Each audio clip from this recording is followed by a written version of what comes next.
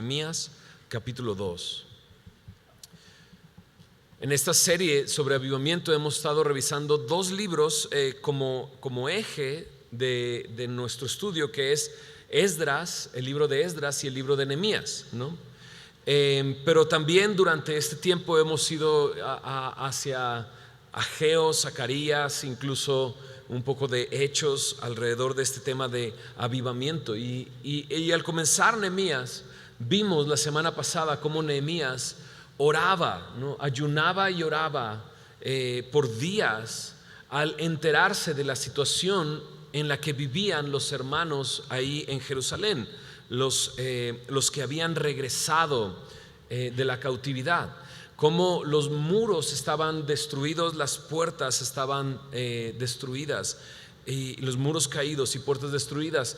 Y Nehemías, Dios tocó su corazón al encontrar en esta noticia algo terrible. Y es que a lo mejor para nosotros es, bueno, los muros estaban caídos, las puertas quemadas, sí, pero para una ciudad como esta, en este tiempo, los muros y las puertas eran demasiado importantes. Era lo que evitaban que el enemigo viniera y saqueara el lugar. Por lo tanto, estaban en gran afrenta, en oprobio, se le denomina así con esa palabra a este momento en el que vivía Jerusalén. Y en el capítulo 2 veremos, creo, la respuesta a esta oración. ¿Sabes? Cuando oramos, muchas veces decimos, cuando oramos, ¿qué es la parte más importante de la oración? ¿Cuál es la parte más importante de la oración? Pues el tiempo de adoración o las peticiones o la confesión. Pero algunos dicen que el momento más importante de la oración son los 15 minutos después de que oraste, ¿no?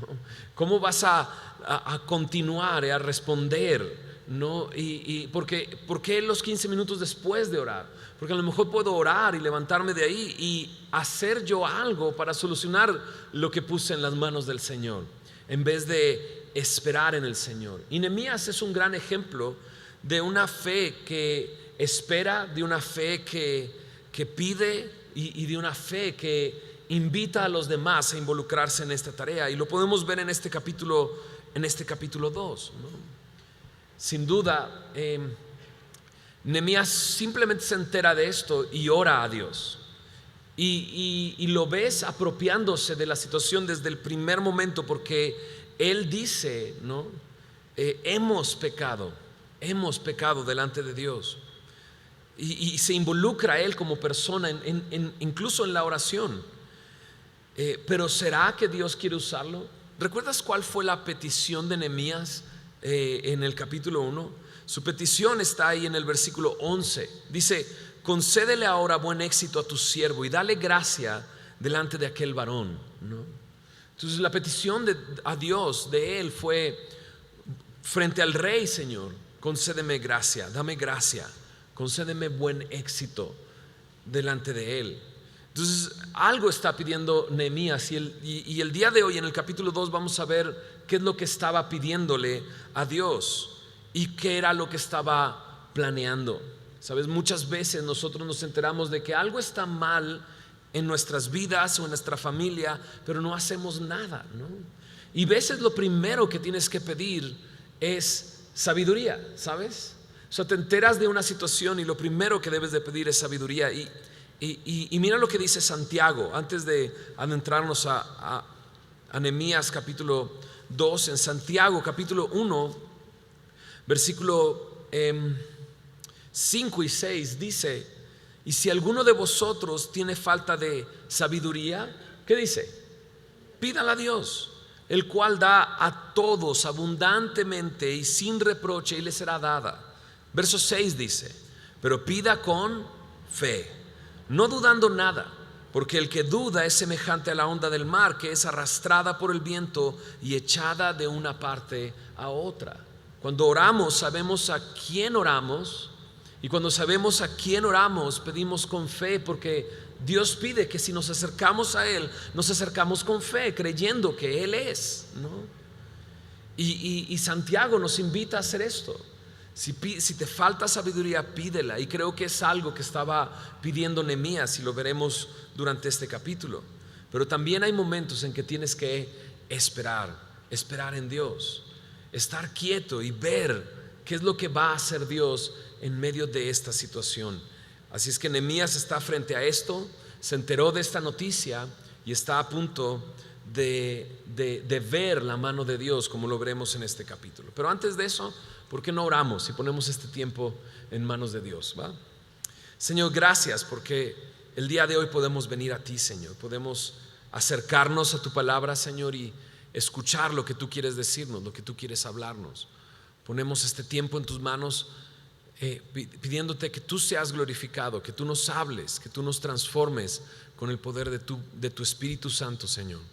Y que no salgamos de aquí, Señor, sin escucharte y sin ser fortalecidos por ti para la transformación que tú quieres hacer en nosotros, Señor. Gracias por este tiempo. Lo ponemos en tus manos, en el nombre de Jesús. Amén. Amén. Mira lo que dice en el verso 1 del capítulo 2. Dice: sucedió en el mes de Nisán, en el año 20 del rey Artajerjes, que estando ya el vino delante de él, tomé el vino y lo serví al rey, y como yo no había estado antes triste en su presencia, me dijo el rey: ¿por qué está triste tu rostro? Pues no estás enfermo. No es esto sino quebranto de corazón. Entonces temí en gran manera y dije al rey: ¿para siempre vive el rey? ¿Cómo no estará triste mi rostro cuando la ciudad, casa de los sepulcros de mis padres, está desierta y sus puertas consumidas por el fuego? Lo primero que nos narra Nehemías en estos primeros 3 versículos es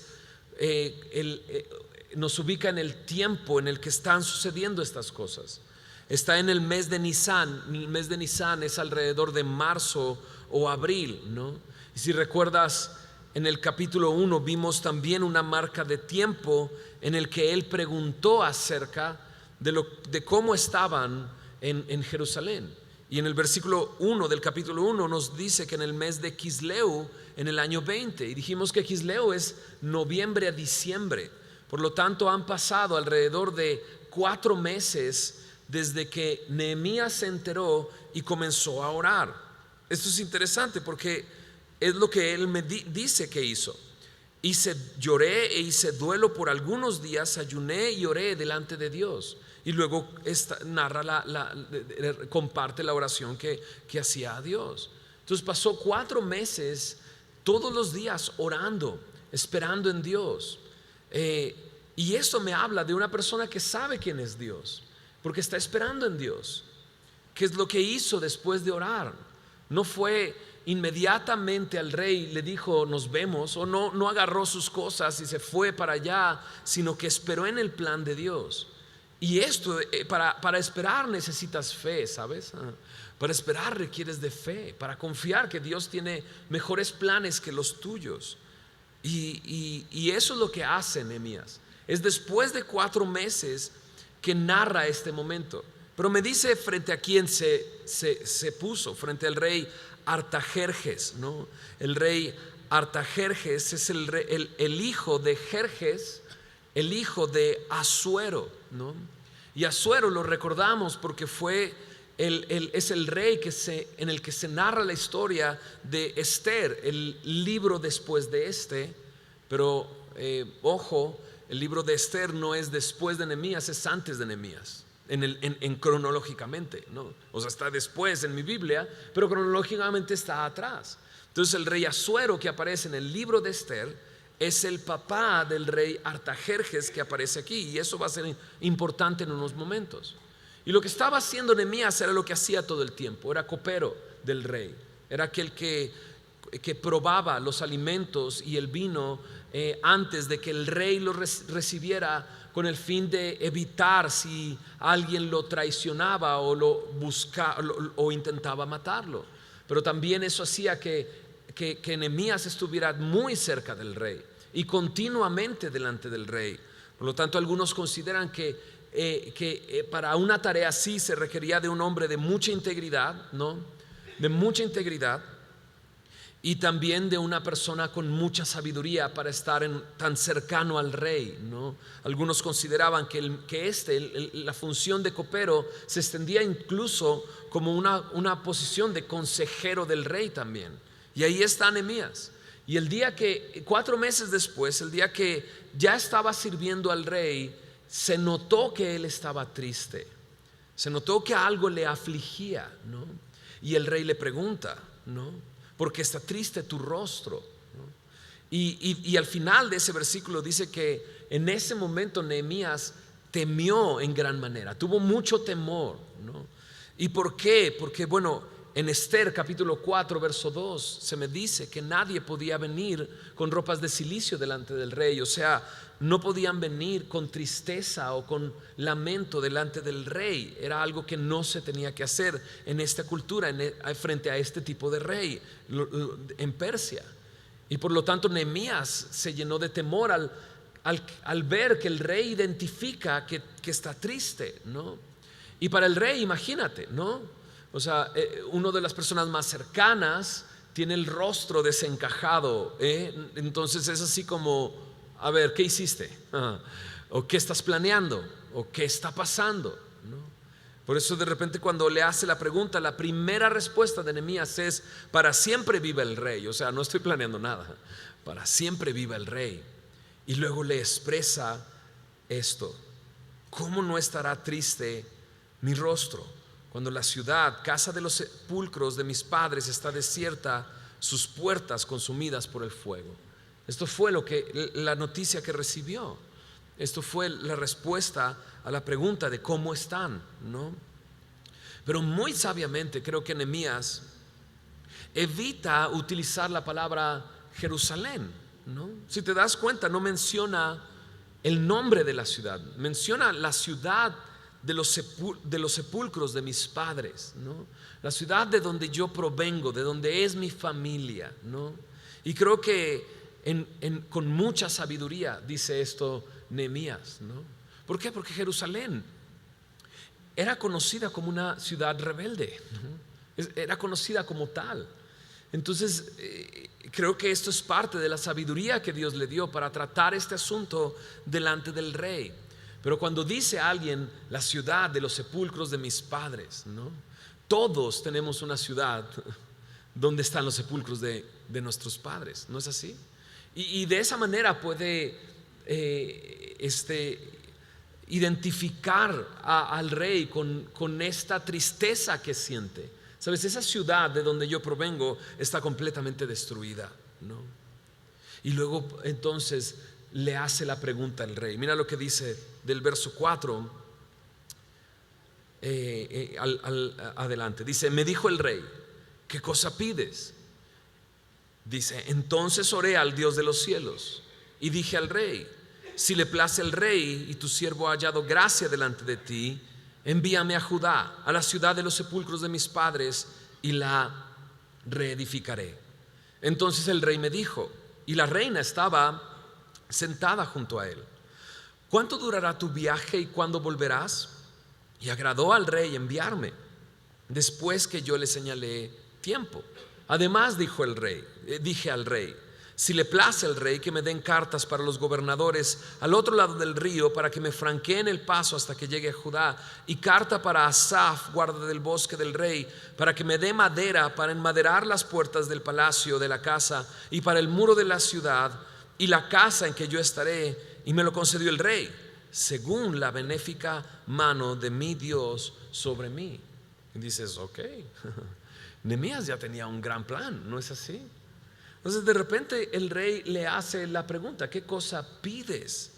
Y sabes, Nehemías ha estado orando para que pueda encontrar gracia delante del rey. Y el rey pudo haberlo corrido ya, ¿sabes? O sea, no me metas en tus asuntos. O sea, si la ciudad de tus padres está destruida, sí, allá tú, ¿no? Pero no, sino que le pide, le pregunta: ¿qué es lo que pides? ¿Qué cosa pides?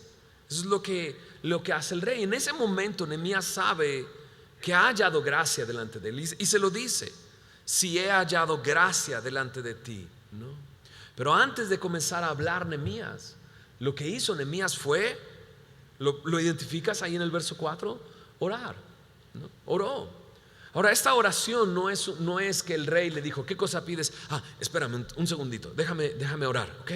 No, sino que es una oración inmediata, ¿no? Una oración relámpago, ¿no?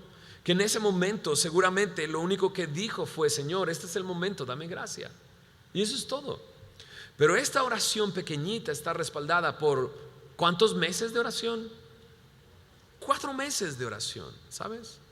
Pues esta oración pequeñita está respaldada por un gran tiempo de comunión con el Señor, donde yo creo que el Señor estuvo revelándole cuál era el plan, ¿no? Conforme vamos sirviendo durante este capítulo. Pero incluso hubo un tiempo de planeación donde él investigó, preguntó más acerca de lo que se requería para hacer un viaje como tal. Pero la primera respuesta de Nehemías es: envíame a Judá, a la ciudad de los sepulcros de mis padres, y la reedificaré. Interesante, porque no le dice déjame ir, ¿no? Sino le dice envíame. Son dos cosas muy distintas. Déjame ir a envíame.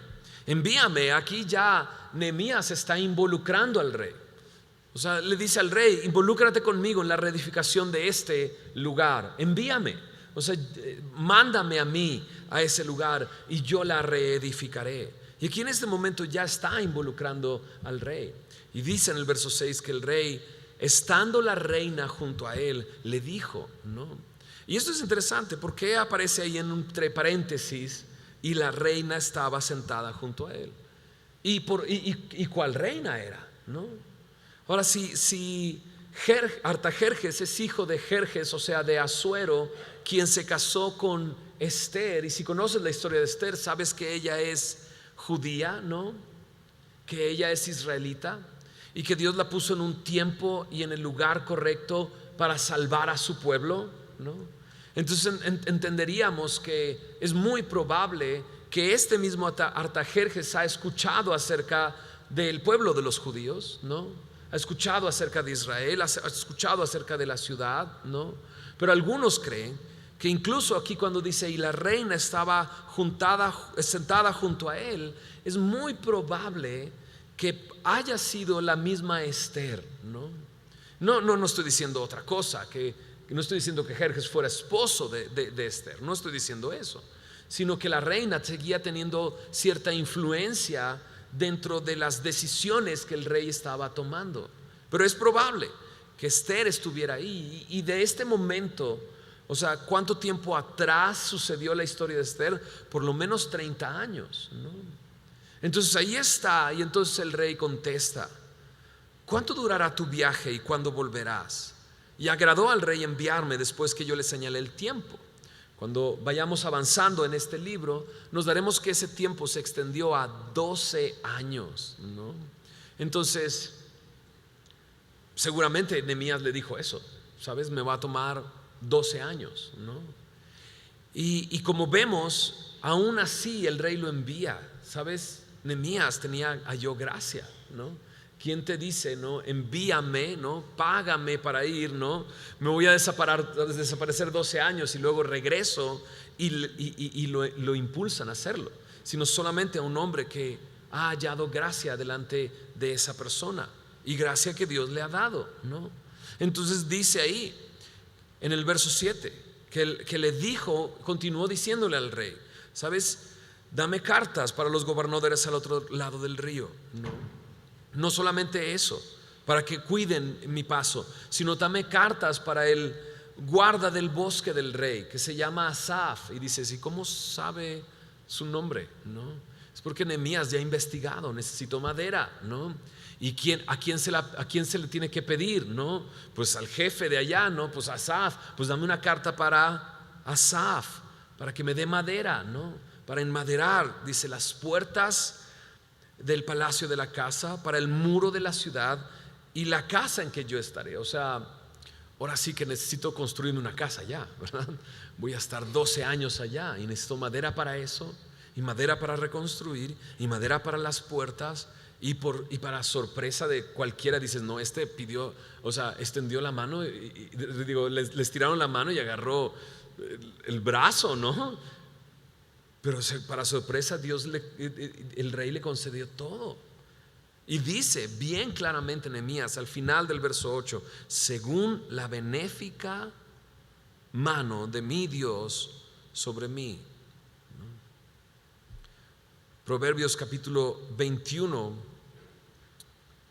versículo 1, hablando acerca de los reyes, dice así: como los repartimientos de las aguas, así está el corazón del rey en la mano de Jehová, a todo lo que quiere lo inclina. Entonces su corazón está en la mano de Dios, ¿no? Y Nehemías sabe esto, identifica esto, sabe esto, y entonces dice: según la benéfica mano de mi Dios sobre mí, se me fue concedido todas estas cosas, ¿no? Qué interesante, Nehemías nos está mostrando muchas cosas, como dijimos la semana pasada, acerca de liderazgo, ¿no? Un hombre que planificó, no está improvisando nada. Se ve una planificación en lo que pide, en el tiempo en el que necesita estar allá, en la petición, en todas estas cosas. Así es que la fe no está peleada con la planeación, ¿sabes? Fe no es simplemente, bueno, Señor, tú harás algo, está bien, ¿no? Sino fe involucra también aquí, en este caso, planeación, y Dios usa esa planeación, ¿no? En el verso 9 entonces continúa y comienza el viaje hasta allá. Ahora Nehemías no ha ido a Jerusalén aún. Esta es la primera vez que va a ir a Jerusalén y va a comenzar a hacer lo que le dijo al rey que iba a hacer: reedificar, ¿no? Y tanto se necesita fe para esperar el momento adecuado, ¿no? Como fe para pedir todas estas cosas, ¿no? Esperando que Dios le dé gracia, como también fe para ir a una ciudad que está destruida, ¿no? Se necesita fe, y allá va Nehemías, y dice así en el verso 9: vine luego a los gobernadores del otro lado del río y les di las cartas del rey. Y el rey envió conmigo capitanes del ejército y gente de a caballo. Pero oyéndolos, Sanballat horonita y Tobías el siervo ammonita les disgustó en extremo que viniese alguno para procurar el bien de los hijos de Israel. Entonces lo primero que hizo que me dice en el verso 9 es: vine luego a los gobernadores del otro lado del río. Esto se lee muy sencillo, pero tiene mucho que decirnos. O sea, lo hizo, ¿no? ¿Cuántos de nosotros decimos que vamos a hacer algo pero no lo hacemos, ¿no? Y Nehemías lo hace, se levanta y va, y ya estando en el lugar de los gobernadores del otro lado del río, les da las cartas, ¿no? Y es un oficial del rey, por lo tanto el rey envía capitanes del ejército y gente de a caballo alrededor de él. O sea, ha sido enviado por el rey. No está esto es como un viaje oficial del reino de Persia, ¿no? El rey está involucrado en esto y allá va flanqueado, ¿no? Pero dos hombres lo escuchan. Ahí dice en el verso 10: Sanballat horonita y Tobías el siervo ammonita. Sanballat horonita me habla horonita me habla del lugar de donde es, y es una ciudad de Moab. Este es un moabita y un amonita, ¿no? Ambos les disgustó en extremo, dice ahí, que viniese alguno para procurar el bien de los hijos de Israel. Y es muy probable, porque aún no ha llegado a Jerusalén Nehemías, que lo hayan escuchado en este lugar donde estaba con los gobernadores del otro lado del río. Estando ahí, Sanballat y Tobías se enteran de esto y están disgustados. O sea, en realidad están enojados. ¿Sabes? Yo le puse aquí: este es como el comité de bienvenida, ¿no? Qué interesante, ¿no? Que el comité de bienvenida estén muy, muy, muy molestos, ¿no? Y vamos a ver cómo Sanballat y Tobías se van a convertir en enemigos de Nehemías, enemigos de la reconstrucción, enemigos de que Jerusalén esté protegida, ¿no? Y es interesante porque no hay sino hasta este momento que un enemigo se levanta y se disgusta. Y lo vamos a ver más adelante, cómo está tratando de impedir que esto suceda, que se levanten y edifiquen, ¿no? Y no es cuando estaba orando Nehemías que el enemigo se levantó. No es ni siquiera cuando pidió al rey estas cosas cuando se levantó, sino cuando en realidad fue a hacerlo, ¿no? Y es esto, los momentos en que los enemigos se levantan, aquellos que quieren impedir una reconstrucción, cuando están viendo que alguien ya está ahí, ¿no? Y Nehemías viene con ejército alrededor, con gente de a caballo, con todos los recursos para reconstruir el lugar, y ellos están enojados en extremo. Y luego dice en el verso 11: llegué pues a Jerusalén. Después de estar allí 3 días, me levanté de noche, yo y unos pocos varones conmigo, y no declaré a hombre alguno lo que Dios había puesto en mi corazón que hiciese en Jerusalén, ni había cabalgadura conmigo, excepto la única en que yo cabalgaba. Y salí de noche por la puerta del valle hacia la fuente del dragón y a la puerta, del muladar. Observé los muros de Jerusalén que estaban derribados y sus puertas que estaban consumidas por el fuego. Pasé luego a la puerta de la fuente y al estanque del rey, pero no había lugar por donde pasase la cabalgadura en que iba.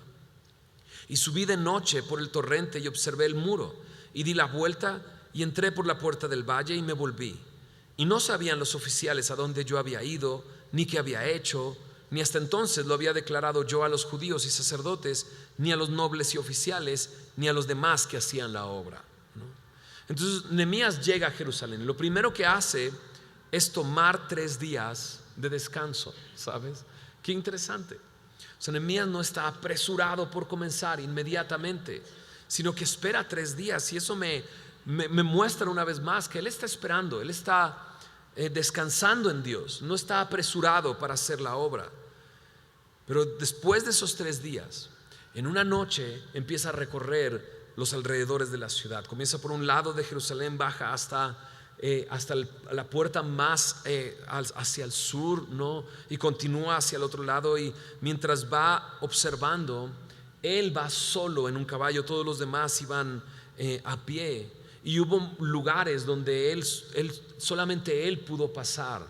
Y lo que encuentra está ahí en el versículo 13.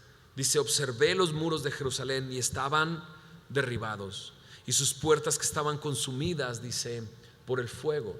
El reporte que había recibido era real, ¿no? Lo que le dijo al rey era real, y ahora lo está viendo con sus propios ojos, ¿no?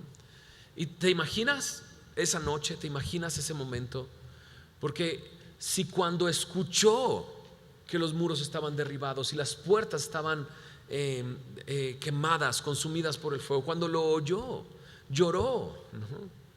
Y se puso a orar y a ayunar por el dolor de saber la noticia, ahora que lo ve con sus propios ojos. ¿Te imaginas el momento? Y está tan derribado, y me lo dice, que llega momentos en los que ya no puede avanzar por esa zona. Es un desastre realmente, es un completo desastre. Él observó el muro y vio todas estas cosas. La palabra observar en el verso 13 y en el verso 15 es la misma palabra, y se hacía referencia a esta palabra cuando alguien abría una herida para ver por completo la extensión del daño que está hecho, ¿no? Entonces esto lo que está haciendo Nehemías es un análisis profundo de lo que está sucediendo en la ciudad, y observando el muro y observando las puertas. Y aún dice al final de esta porción que no le había dicho nada a nadie. Todavía había guardado en su corazón lo que Dios le había mostrado y el plan que tenía y a lo que venía a hacer. O sea, a nadie le había dicho nada. Solamente está, ¿sabes con quién? Interesante. Somos bien chismosos nosotros, ¿no? O sea, le decimos a todo el mundo lo que queremos hacer, incluso antes de hacerlo, ¿no? Y terminamos sin hacerlo, y luego lo vemos a esa persona: ay, ¿cómo te ha ido? Y tú: no he comenzado, ¿no? Pero Nehemías no le dice nada a nadie acerca de esto, porque está Yo lo veo así, está con el Señor, ¿no? Son cosas que solamente Él y Dios saben, ¿no? Está a punto de decirlo, pero es bueno pasar un tiempo buscando al Señor y en oración y esperando en Él, y que solamente tú y Dios sepan los planes que tiene Dios para tu vida. Es bueno, pero llega el momento en el que tiene que anunciar a que ha venido. Y ahí está en el verso 17. Mira lo que dice en el verso 17. Les dije pues, vosotros veis el mal en que estamos, que Jerusalén está desierta y sus puertas consumidas por el fuego. Venid y edifiquemos el muro de Jerusalén y no estemos más en oprobio. Entonces les declaré cómo la mano de mi Dios había sido buena sobre mí, y asimismo las palabras que el rey me había dicho. Y dijeron: levantémonos y edifiquemos. Así esforzaron sus manos para bien. Pero cuando lo oyeron Sanballat horonita, Tobías el siervo amonita y Gesem el árabe, hicieron escarnio de nosotros y nos despreciaron, diciendo: ¿qué es esto que hacéis vosotros? ¿Os rebeláis contra el rey? Y en respuesta les dije: el Dios de los cielos, Él nos prosperará, y nosotros sus siervos nos levantaremos y edificaremos, porque vosotros no tenéis parte, ni derecho, ni memoria en Jerusalén, ¿no? Entonces Nehemías comienza a hablar. En el verso 17 comienza a hablar, y Nehemías, una vez más, creo que guiado por Dios, con la sabiduría de Dios, lo primero que dice es: estamos. ¿No han visto que estamos mal aquí en Jerusalén? Que Jerusalén está desierta, ¿no? Y sabes, hay cosas que Nehemías vio en una noche que a lo mejor por años las personas no habían visto, ¿no?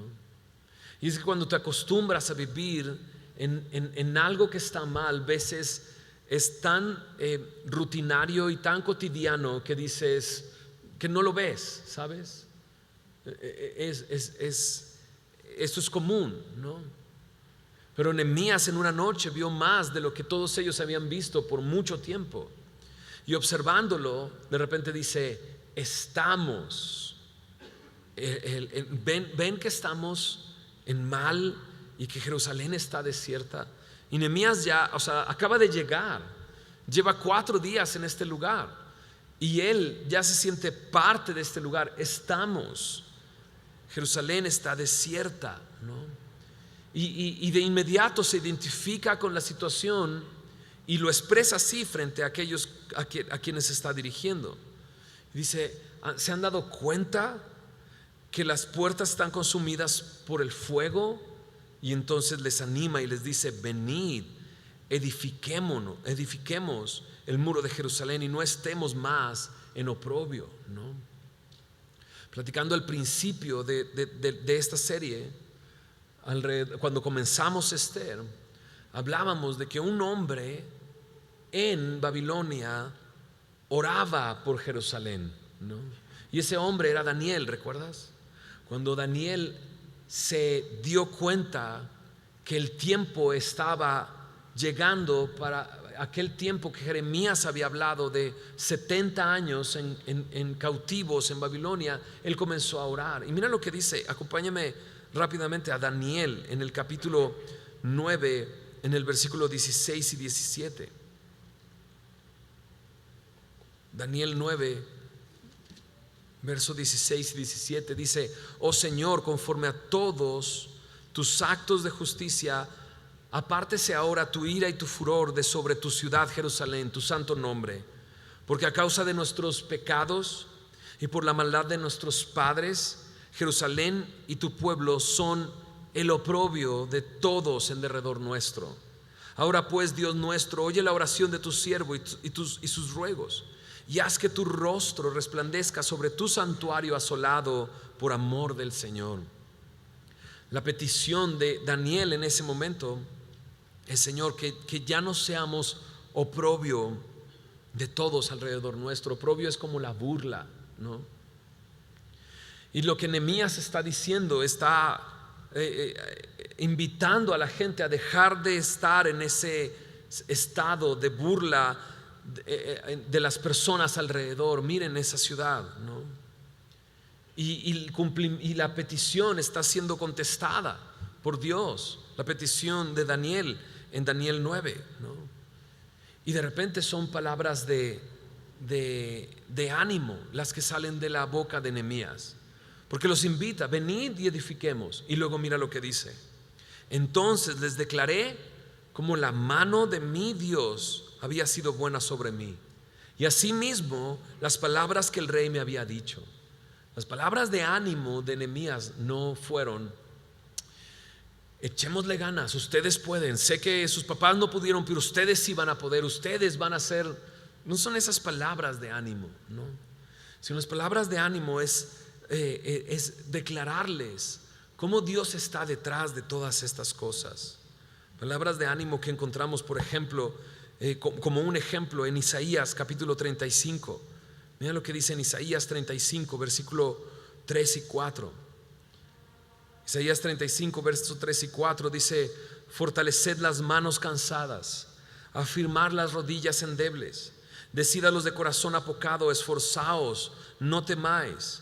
He aquí que vuestro Dios viene con retribución, con pago. Dios mismo vendrá y os salvará. Esas son palabras de ánimo. ¿Sabes?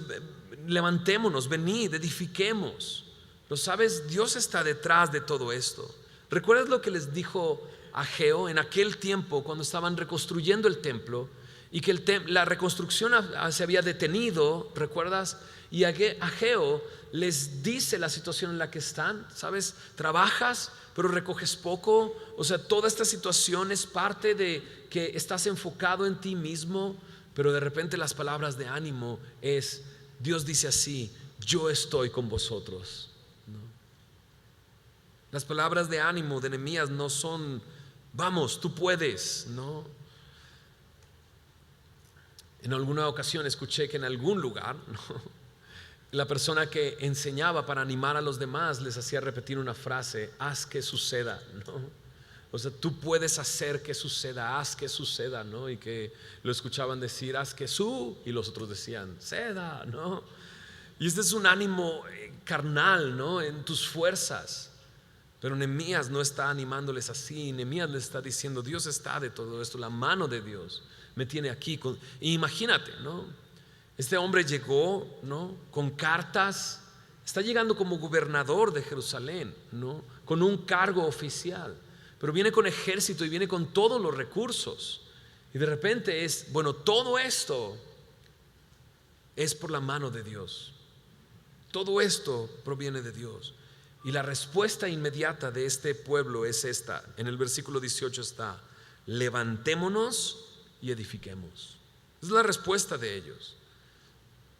Sabes, en un momento, el corazón de todo este pueblo se unió al mismo corazón de Nehemías. Y ahora hay unidad de propósito. Levantémonos y edifiquemos. Y la próxima semana veremos cómo en el capítulo 3 vemos al pueblo en acción haciendo esto, levantándose y edificando.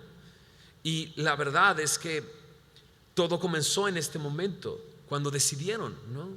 En Amós se dice: ¿andarán dos sin estar de acuerdo? Pues no. Y aquí están poniéndose de acuerdo para un objetivo en común: levantémonos y edifiquemos. Y es una decisión que han tomado. Y hay momentos en nuestra vida que tenemos que tomar decisiones así. Hagámoslo, ¿no? Y que nuestra motivación no sea en nuestras fuerzas, sino en Él, ¿no? Escuchamos de Pablo decirle a los filipenses, ¿no?: ocupaos de vuestra salvación con temor y temblor. Ocúpate, o sea, ponte en acción. Pero luego dice en el siguiente versículo: porque Dios es el que pone el querer como el hacer por su voluntad. O sea, es Dios el que pone la voluntad en tu corazón para hacerlo, pero tú ocúpate de tu salvación con temor y temblor. Y es exactamente eso. Están decidiendo: levantémonos, edifiquemos. Y dice al final del verso 18: así esforzaron sus manos para bien. Pero cuando lo oyeron estos, Sanballat, Tobías y ahora uno más, Gesem el árabe, Cuando lo escucharon, se levantaron e hicieron escarnio, se burlaron de ellos, los despreciaron, ¿no? ¿Sabes? Por años, 100 años, este lugar ha estado destruido, ¿no? Y de repente alguien dice, esto va a cambiar, ¿no? Y la mano de Dios está detrás de nosotros y esto va a cambiar. Y el enemigo es cuando se levanta y dice, ahora sí, ¿no? ¿Cómo crees? 100 años han pasado y nadie ha hecho nada. O sea, esto no se va a hacer. O sea, ¿cómo crees que van a levantarse y a trabajar? ¿Cómo crees? Incluso utilizan la misma estrategia que hizo que se detuviera la reconstrucción del templo. ¿Os rebeláis contra el rey? ¿No? Esa fue la estrategia que el enemigo utilizó años atrás. El decir, están rebelándose contra el rey. Y recuerdas que hay dos capítulos donde son solamente cartas que se van, son enviadas, se leen, regresan, ¿no? Para investigar si fue el rey el que los envió, y al final dicen, sí, el rey los envió, no pueden construir, ¿no? Pero aquí están usando la misma estrategia. ¿Os rebeláis contra Dios? ¿No? Y sabes, en el momento en el que Pablo le dice a la gente de Éfeso, a los efesios, fortaleceos en el Señor y en el poder de su fuerza, les dice entonces, ¿no? Y ponte toda la armadura de Dios, porque el enemigo aquí está, ¿no? Y así es. Cuando uno toma una decisión, levantémonos y edifiquemos, el enemigo se levanta. Pero la respuesta de Nehemías es la respuesta que muchos de nosotros podemos utilizar. ¿Sabes? El Dios de los cielos, Él nos prosperará. Nosotros, sus siervos, nos levantaremos y edificaremos, porque vosotros no tenéis ni parte ni derecho ni memoria en Jerusalén. ¿Sabes? Me encanta Nehemías, ¿no? Los para en seco, diría mi papá, ¿no? Los paró en seco. No se puso a discutir con ellos, no se puso a dialogar con ellos. A ver, ¿cómo que no podremos hacerlo? ¿Cómo que ni siquiera les enseñó los papeles que traían del rey? O sea, nada, simplemente les dijo, ¿por qué no te callas la boca? Básicamente eso. ¿Sabes? Uno es amonita, el otro es moabita y el otro es árabe. O sea, ¿en serio? Ninguno de ustedes tiene parte ni memoria en Jerusalén. Ustedes no tienen ni voz ni voto en este momento. Y así los detiene. No hay ninguna discusión, no hay ningún diálogo, simplemente los paró en seco, ¿no? Sabes, Nehemías tiene una gran tarea y lo vimos orando por mucho tiempo, por 4 meses orando y buscando al Señor, pidiendo sabiduría, que para mí se refleja en este capítulo 2 de una manera maravillosa. O sea, de estar solamente orando porque Dios pudiera hacer algo por su ciudad, por la ciudad de Jerusalén, se ha convencido al rey de que esto es una tarea que tienen que hacer juntos. Ha conseguido provisión para llevar a cabo todo esto. Ha hecho un análisis y lo presentó frente al pueblo, y ahora el pueblo entero está en un común acuerdo para levantarse y edificar. ¿Sabes? No hay otra razón, es solamente Dios detrás de Nehemías. Un avivamiento comienza con una persona que decide venir al Señor en oración, pidiendo, confesando y pidiendo. Lo vimos la semana pasada. Pero Dios puede utilizar esa persona para levantar a todo un pueblo para edificar. Ahora, ¿qué hay de manera práctica para mí en esto? ¿Sabes? Si Dios te ha mostrado que alguna área en tu vida está mal, ¿no? O quizás alguien alrededor tuyo te ha hablado y te ha dicho, sabes, creo que esta área en tu vida está mal, ¿no?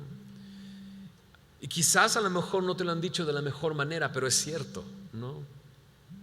Y quizás lo que ha pasado es que ha pasado mucho tiempo y no has visto lo que otros han visto, ¿no? Y se han dado cuenta de cómo está tu vida, ¿no? Pero cuando ves cómo está, ¿qué haces? ¿No? Aquí el pueblo está ahora animado para reconstruir, animado para poner manos a la obra y hacer lo que por muchos años nunca se hizo. Y sabes, a lo mejor puedes identificar un área en tu vida que está mal y decidir, ¿sabes? Voy a poner manos a la obra. Y a lo mejor el día de hoy Dios lo que está haciendo es animarte y decirte: yo estoy contigo, ¿no? Esto es lo que te he pedido por años, esto es lo que te he mostrado por mucho tiempo, ¿no? Y puedes tomar una decisión el día de hoy, ¿sabes? Levantémonos y edifiquémonos. Voy a dejar este hábito, voy a dejar de hacer estas cosas, voy a dejar este pecado, voy a dejar de vivir de esta manera, o voy a perdonar, o voy a pagar esta deuda que tengo, y tomar una decisión, sabiendo que es el Dios de los cielos el que te va a prosperar, ¿no? Mientras tú te levantas y edificas. En el momento en que decidas, sin lugar a dudas vendrá el enemigo y comenzará a sembrar cosas. ¿Cómo crees? Ya lo has intentado antes y nunca lo has hecho, ¿no? Y el enemigo se levantará a hacer escarnio y burla, ¿no? Así, y ahora, o sea, por lo que vas a hacer, podrías perder tu trabajo, así es que mejor cállate, no digas nada. El enemigo se levantará, pero sabes, la Biblia me enseña que el enemigo está vencido, que nuestro Dios es el vencedor, ¿no? Y David decía, cuando el enemigo lo cercaba, ¿no? Decía: Dios es mi escudo, es escudo alrededor de mí, mi gloria y el que levanta mi cabeza. Dice: no temeré, aun si hubiera 10,000 personas en contra mía, ¿no? El David podía decir incluso: me acosté, dormí y desperté porque tú estabas conmigo. Y a lo mejor el enemigo se levantará cuando tú decidas: esto tiene que cambiar. A lo mejor es confesar algo a tu familia, y Dios te ha dicho ya desde tiempo atrás que lo hagas. Sabes, Dios quiere que estés de acuerdo con Él y puedas decir: levantémonos y edifiquemos. Y si el enemigo trata de volver a desanimarte, no te pongas a discutir con él. Simplemente páralo en seco. Dile: sabes, no tienes ni parte ni suerte en esto, no te corresponde, no tienes ni derecho ni memoria. Yo le pertenezco a alguien y es a Cristo. Entonces creo que debemos de tener un tiempo de reflexión. ¿Por qué no tomamos, después de orar, un momento para reflexionar, y para pensar? A lo mejor Dios ya ha estado hablando a tu vida de tiempo atrás y necesitas tomar esta decisión.